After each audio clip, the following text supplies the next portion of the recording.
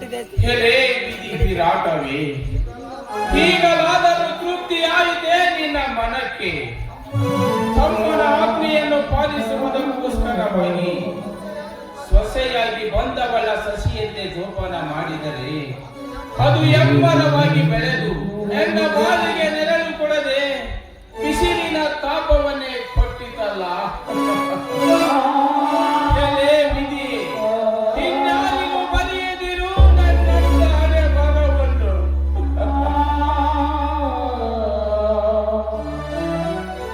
ಆಭರಣ ಗದಿಯದೆ ನಿರಾಭರಿಯಾಗಿದ್ದ ನಮ್ಮ ಮೇಲೆ ಅಪವಾದನೆ ನೀಡಿ ಉಪವಾಸ ಎನ್ನಲು ಮಕ್ಕಳನ್ನು ಕಟ್ಟಿಕೊಂಡು ಕಾಡಿನ ದಾರಿಡಿಯುವಂತಾಯಿತೆ.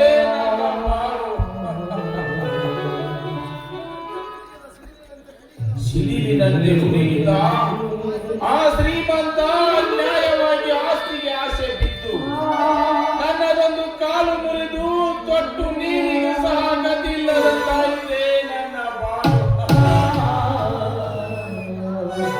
ಓ ನನ್ನ ರೈತ ಬಾಂಧವರೇ, ಈ ಕಡು ಪಾಪಿಯನ್ನು ನೋಡಿ ಕೇಕೆ ಹಾಕಿ ನಗುವಿರೋ, ಇಲ್ಲ ಕಂಗೆಟ್ಟ ಕಾಡಿನ ದಾರಿ ಹಿಡಿದು ಸುಡುಗಾಡು ಸಮೀಪಿಸಿದ ನಮ್ಮನ್ನು ಹತ್ತಿಕೊಳ್ಳುವಿರೆ.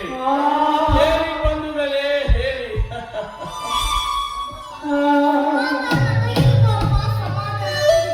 ಸಮಾಧಾನ ಹೇಗೆ ಸಮಾಧಾನ ತಂದುಕೊಳ್ಳಲಿ ಕುಮಾರ, ಹೇಗೆ ಸಮಾಧಾನ ತಂದುಕೊಳ್ಳಲಿ? ಮೈಯಂದ ಮೈಯಲ್ಲ ಎಲುವಿನ ಅಂದರ ಪುಡಿ ಆಗಿ ತಾಯಿ ಕಾಲಿಡಲ ಕಾಲು ಕಳೆದುಕೊಂಡ ನಾನು ಆಸ್ಪತ್ರೆಗೆ ಸೇರಬೇಕೆಂದರೆ ಕೈಯಲ್ಲಿ ಒಂದು ಕಾಸು ಕೂಡ ಇಲ್ಲ.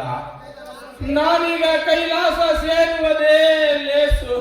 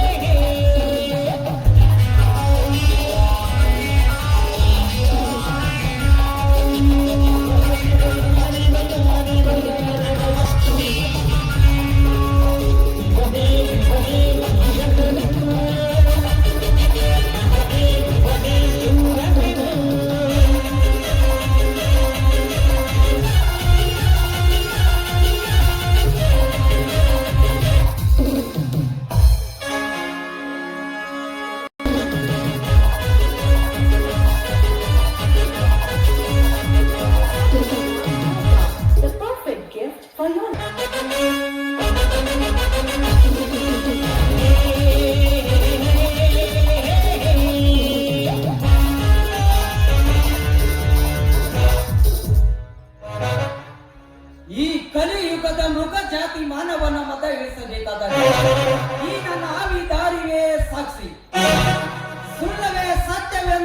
ಭೀತಿ ಮಾಡಿ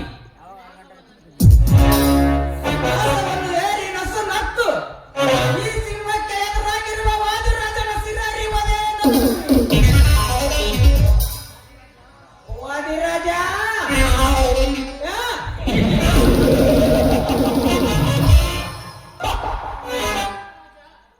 ತ್ಯಾಗರಾಜನಿನ ರಣ ತುಂಗನನ್ನು ಬಲಗೈ ಬಂಟನೆ ಎಂದು ಎಂಟೆದೆಯ ಸೌಂದರ್ಯನಾಗಿ ನಿನ್ನ ಮುಂದೆ ಗಂಟೆಗೊಂದು ಬರೆ ಹೊಡಿದು ಹಿಂದೆ ನೀ ಮಾಡಿದ ಕುತಂತ್ರವನ್ನು ಬೈದಿಗೆ ಹೇಳಿದು ಚಿಕ್ಕಂದಿನಿಂದಲೇ ನಿನ್ನ ಕೈಯಲ್ಲಿ ಚಿತ್ರಗಳಾದ ರಾಯಗೊಂಡ ಈ ಪರಶುರಾಮ ಜಗಕ್ಕೆ ಎತ್ತಿ ತೋರಿಸಿದಿದ್ದರೆ ಅವಾಗ ನಾನು ಯಾರಂತ ಕನ್ನಡಿಯಾಗಿ ನಿನಗೆ ಹಿಡಿಯದಿದ್ದರೆ ನಾನು ಹಿಂದೆ ಉಳಿಸಿಕೊಂಡು ಪರಶುರಾಮನೇ ಅಲ್ಲ ಎಲ್ಲಿದೆಯೋ ಅದು? ಅಲ್ಲಿಗೆ ಬರುವೆ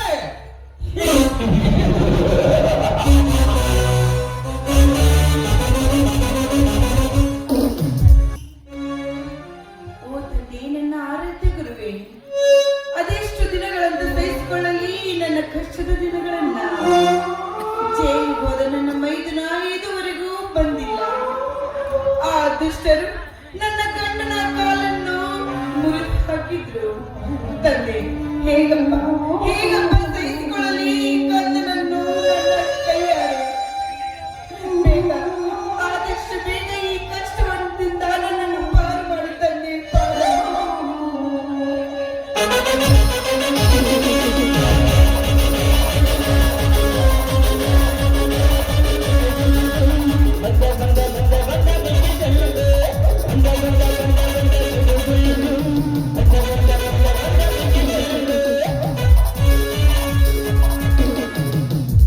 ನಿಲ್ಲು ಸೀತಾ, ಏಕೆ ಅವಸರದಿಂದ ಅಕ್ಕಿಯಾಗಿವೆ ನೀನು ಹಾರಿ?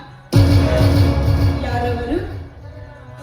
ಹೆದರಬೇಡ, ನಾನೇ ನಿನ್ನ ಚಿಕ್ಕಪ್ಪನ ಆಪ್ತ ವಕೀಲ ತ್ಯಾಗರಾಜ್. ಅರ್ಥಾತ್ ನಿಮ್ಮನ್ನೆಲ್ಲರನ್ನು ರಕ್ಷಣೆ ಮಾಡಲು ಬಂದಿರುವ ಕಲಿಯುಗದ ಕೃಷ್ಣ. ಬಾಯಿ ಮುಚ್ಚೋ ದುಷ್ಟ, ನೀನು ನನ್ನನ್ನು ರಕ್ಷಿಸಲು ಬಂದಿಲ್ಲ, ನಮ್ಮನ್ನು ಶಿಕ್ಷಿಸಲು ಬಂದಿದೆಯೋ ರಾಕ್ಷಸ. ನೋಡು, ನನ್ನನ್ನು ರಕ್ಷಿಸಲು ನನ್ನ ತಂದೆ ಮಾರುತೇಶ್ವರ ಇದ್ದಾನೆ. ಬಾಯಿ ಮುಚ್ಕೊಂಡು ಸುಮ್ಮನೆ ಹೊರಟು ಹೋಗು ಇಲ್ಲಿಂದ.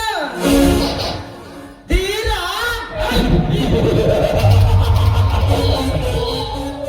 ಅವನೊಬ್ಬ ಧೀರ, ನಿನ್ನ ಶ್ರೀರಾಮನೊಬ್ಬ ಶೂರ. ಎಲೆ ಹೆಣ್ಣೆ, ನಿನ್ನ ಬಂಧು ಸುಗ್ರೀವನನ್ನು ರಕ್ಷಣೆ ಮಾಡಲಾಗದೆ ವಾಲಿಯ ಕೈಯಲ್ಲಿ ಸಿಲುಕಿಸಿ ಮೂಕನಾಗಿ ವಾಲಿಯ ಶಿರಚ್ಛೇದನ ಮಾಡಿದ ಮಾರುತಿ. ಏ, ಆ ಹನುಮನ ಕೀರ್ತಿ ಶಿಖರ ನಿನಗೇನು ಗೊತ್ತು? ತನ್ನ ಶ್ರೀ ಗುರು ಶ್ರೀರಾಮನ ಹೆಂಡತಿ ಸೀತಾಮಾತೆಯನ್ನ ತನ್ನ ಗಂಡನಿಗೆ ಮರ ತಕ್ಕುವಂತೆ ಮಾಡಿದ. ಅದು ಅಲ್ಲದೆ ಆ ದುಷ್ಟ ರಾವಣ ವಾಣಿಯನ್ನು ಕೊಂದಿದ್ದಕ್ಕೋಸ್ಕರ ಎಲ್ಲಿ ತನ್ನ ಗುರುವಿನ ಕೀರ್ತಿ ಕಡಿಮೆ ಆಗುತ್ತದೆ ಅಂತ ಶ್ರೀರಾಮನ ಕೈಯಿಂದ ರಾವಣನನ್ನ ವಧೆ ಮಾಡಿಸಿದ ಆ ನನ್ನ ತೀರ ಹನುಮ. ಧೀರ, ಅವನೊಬ್ಬ ಧೀರ, ನಿನ್ನ ಶ್ರೀರಾಮನೊಬ್ಬ ಶೂರ. ಎಲೆ ಹೆಣ್ಣೆ, ನಿನ್ನೆಲ್ಲ ಬಂಧುವನ್ನು ಕಳೆದುಕೊಂಡು ಬರದಿಂದ ತೋಲಾಡಿದರು. ನಿಂದು ಈ ಕರ್ರೂರೇ. ನೋಡು ಸೀತಾ, ನಿನ್ನ ಗಂಡನನ್ನು ಮರೆತು ಈ ಪುಣ್ಯ ತ್ಯಾಗರಾಜ ಸತಿಯಂತೆ ಮೈಸುವ ನೀಡಿದರೆ ಬಂಗಾರ ಕಡಲು ನಿನ್ನನ್ನು ಈಗಿಸುವೆ. ದಾರುಣವಾಗಿ. ಈ ಬಂಗಾರದ ಕಡಲು ನನ್ನ ಗಂಡ ಕಟ್ಟುವ ಚಪ್ಪಲಿಯ ಸಮಾನ. ಅದಕ್ಕೆಲ್ಲ ಆಸೆ ಪಟ್ಟು ನಿನಗೆ ಸರಕಾಸವೆಂದು ನಾನಲ್ಲ. ಇವಳು ನಿಜ ಮಾರುತಿ ಗರತಿ. ಗರತಿ,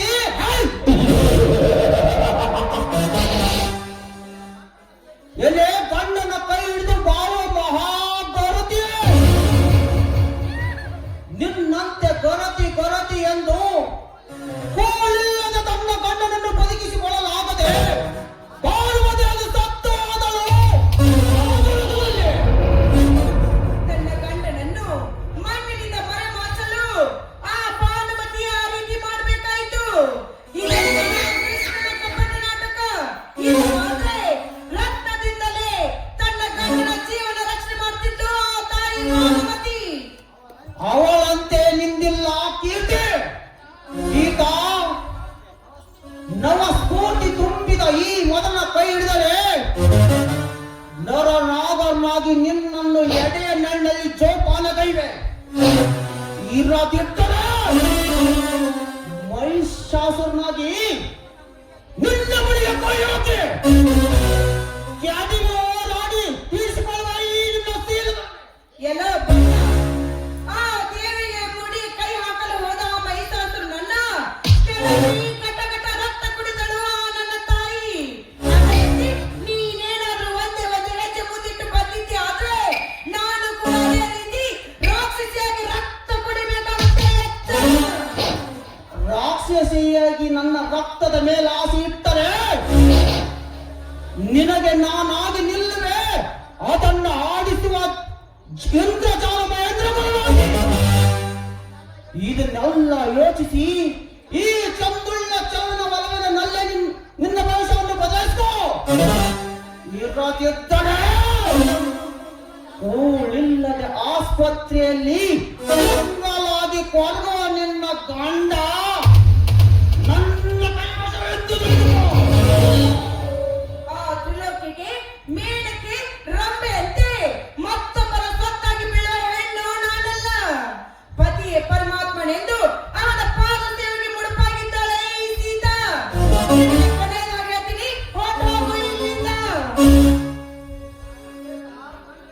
ಸೀತಾ, ಒಂದೆಂಬ ಎದೆಗಾರಿಕೆ ಇದ್ದಲ್ಲೇ ನಿನ್ನ ತಂದೆಯಿಂದ ತುಟಿ ಕತ್ತಲು ಬಂದು ಲೇಖಣಿಸಲಾಗಿ ತುಂಡ ನಿನ್ನ ಮೈದುನ ಎಂದು ಜೈಲು ಸೇರಿದನು. ಒಂದೇ ನಿನ್ನ ಪಲ್ಲವಿ ನನ್ನ ಕೈವಶ ಮಾಡಿಕೊಂಡು ತಾಳಿ ಕಿತ್ತಾಕಲು ಉಪದ್ರವನು. ಏ ಬಂಡ, ಈ ತಾಳಿಯ ಬೆಲೆ ನಿನಗೇನು ಗೊತ್ತು? ಅದನ್ನೆಲ್ಲ ತಿಳಿದೆ ಒಂದು ವೇಳೆ ನಿನ್ನ ತಾಳಿಯನ್ನು ಕಿತ್ತೆತ್ತಿರುವೆನಂತ ನೀನು ಕೈ ಹಾಕಿದ್ದೆ ನಿಜವಾದ್ರೆ ಆ ರಣಚಂಡಿಯಂತೆ ನಿನ್ನ ಪ್ರಾಣವನ್ನು ಕೊಂದು ಹಾಕ್ತೀನಿ ಎತ್ತರ. ಏ ಸೀತಾ, ನೀನು ರಣಕಾಳಿ ಏಕೆ? ಭದ್ರ ಕಾಳಿಯಾದರೂ ನಿನ್ನ ಸುಪುತ್ರ ಶೀಲ ಸಭೆಯನ್ನು ಬಿಡಲಾರೆ.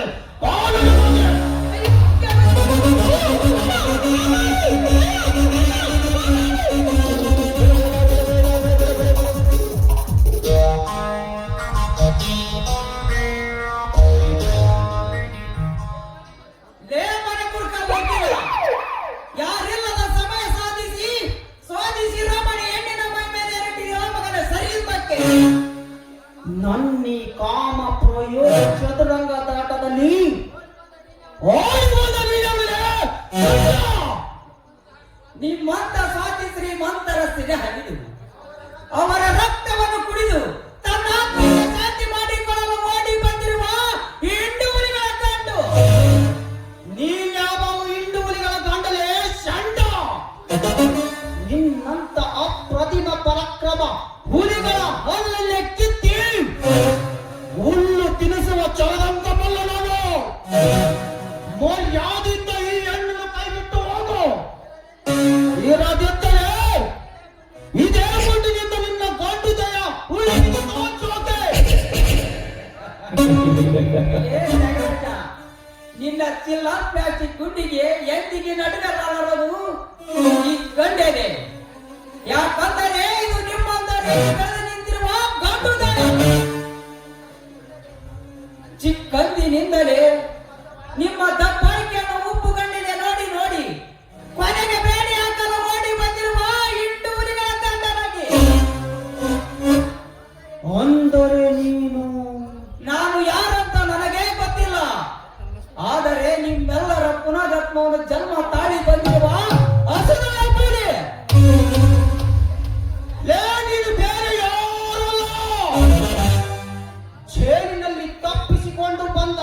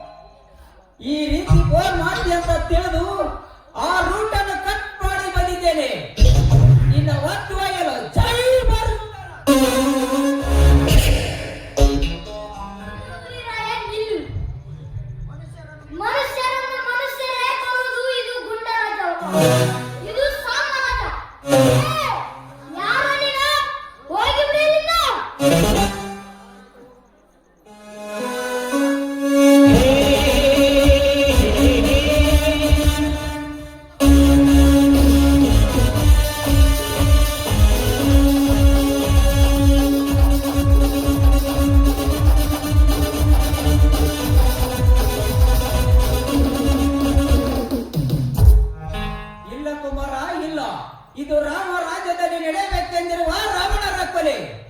ಇಂಥ ಹೆಣ್ಣು ಮಕ್ಕಳ ಮೇಲೆ ಬಂದರೆ ಇವ್ರನ್ನ ಹಾಗೇ ಸುಮ್ಮನೆ ಬಿಡಬೇಕು. ಇಲ್ಲ, ಇದು ಸೂರವಂಶದ ರಕ್ತ, ಸತ್ಯಕ್ಕಾಗಿ ಜೀವನವನ್ನು ತ್ಯಾಗ ಮಾಡಿದ ರಕ್ತ. ಸರಿ ಕುಮಾರ, ಎಂದಕ್ಕೆ ಸರಿ? ಸೂರ್ಯವಂಶಂದರೆ ನೀನ್ಯಾರು? ನಾನು ಬೇರೆ ಯಾರಲ್ಲಪ್ಪ. 5 ವರ್ಷಗಳ ಹಿಂದೆ ಇಂಥ ದುಷ್ಟರಾದ ಪಾಳಿಕೆಗೆ ಜೇನು ಸೇರಿದರಲ್ಲ, ಬೇರೆ ಯಾರಲ್ಲಪ್ಪ, ಈ ನಿನ್ನ ಚಿಕ್ಕಪ್ಪ ಪರಶುರಾಮ ಅಂತ ಜನಿಸು ಬಿಡತ್ತೀನಿ. ಮೈದ್ರ, ಯಾಕಪ್ಪ ನಿನ್ನ ಕಣ್ಣಲ್ಲಿ ನೀರು? ಸರಿಯಾದ ಸಮಯಕ್ಕೆ ಬಂದು ಈ ನಿನ್ನ ಅತ್ತಿಗೆ ಶೀಲವನ್ನು ಕಾಪಾಡಿದ್ದ ನೋಡಪ್ಪ. ಈ ಸಮಾಜದಲ್ಲಿರುವ ದುಷ್ಟರ ರಕ್ತವನ್ನು ಕುಡಿಯಲು ಮತ್ತೆ ಹುಟ್ಟಿ ಬಂದ ಧೀರನಪ್ಪ ನೀನು, ಧೀರ. ಯಾಕಮ್ಮ ನಿನ್ನ ಪವಿತ್ರ ಬಾಯಿಯಿಂದ ಅಪಸರದ ಮಾತು? ಈ ಗುಂಡಾಗಳಿಂದ ನಮ್ಮ ಮನತನಕ್ಕೆ ಏನಾದರೂ ತೊಂದರೆ ಇದೆ. ಈಗಲೇ ಹೋಗಿ ಅವರ ಒಬ್ಬರ ಕಟವನ್ನು ಉರುಳಿಸಿ ಅವರ ರಕ್ತದಿಂದಲೇ ಅಡಿಗಾವರ ಪೂಜಿಸದಿದ್ದರೆ ನಾನು ನಿನ್ನ ಮೈದುನನೇ ಅಲ್ಲ. ಅದು ಮುಗಿದ ಹೋದ ಕಥೆಯಾಗಿದೆ ಚಿಕ್ಕಪ್ಪ. ಆ ವಾದಿರಾಜನ ಗುಂಪೆಲ್ಲ ಸೇರಿಕೊಂಡು ಚಿಕ್ಕಮ್ಮನನ್ನು ತಮ್ಮಂತೆ ಮಾಡಿಕೊಂಡಿದ್ದಾರೆ. ಅಪ್ಪಾಜಿಯ ಕೈ ಕಾಲು ಮುರಿದು ಮನೆಯಿಂದ ಹೊರಗೆ ಹಾಕಿದ್ರಪ್ಪ, ಮನೆಯಿಂದ ಹೊರಗೆ ಹಾಕಿದ್ರು. ಆ ಪಾಪಿಗಳು ಜೀವನ ನಡೆಸಿದಾಗಲೇ ನಾನು ಭಿಕ್ಷೆ ಬೇಡಿ ಅಪ್ಪನನ್ನು ಆಸ್ಪತ್ರೆಗೆ ಸೇರಿಸಿದ್ದೇನೆ. ಕುಮಾರ, ನಿನ್ನ ಚಿಕ್ಕಮ್ಮ ಕರ್ನಾಟಕದ ಹುಲಿ ಅಂತಾಗಿದ್ದರು ನಿನಗೆ ಭಿಕ್ಷೆ ಬೇಡುವ ಪರಿಸ್ಥಿತಿ ಬಂದಿದ್ದೇನಮ್ಮ. ಲೇ ಮಗನೇ ವಾದಿರಾಜ, ಮೋಸದಿಂದ ನನ್ನ ಜೈಲಿಗೆ ಕಳಿಸಿ ನನ್ನ ಮನೆ ಪ್ರವೇಶ ಮಾಡಿ ನನ್ನ ಮಡದಿಯನ್ನು ನಿನ್ನ ಅಂತ್ಯ ಮಾಡಿಕೊಂಡು ನನ್ನ ಅಣ್ಣನ ಕೈ ಕಾಲು ಮುರಿದ್ರೆ ಮಕ್ಕಳಿರ. ಈಗ ನೀವೆಲ್ಲಿ ಅಡಿಗೆ ಕುಳಿತರು ನಿಮ್ಮನ್ನು ಹೊರಗೆಳೆದು ನನ್ನ ಮನೆತನಕ ಮಾಡಿದ ಅನ್ಯಾಯದ ಸೇಡಿಗೆ ಸೇಡು ತೀರಿಸಿ ನಿಮ್ಮ ರಕ್ತದಿಂದಲೇ ಧರ್ಮದ ದೀಗಿ ಉರಿಸಿ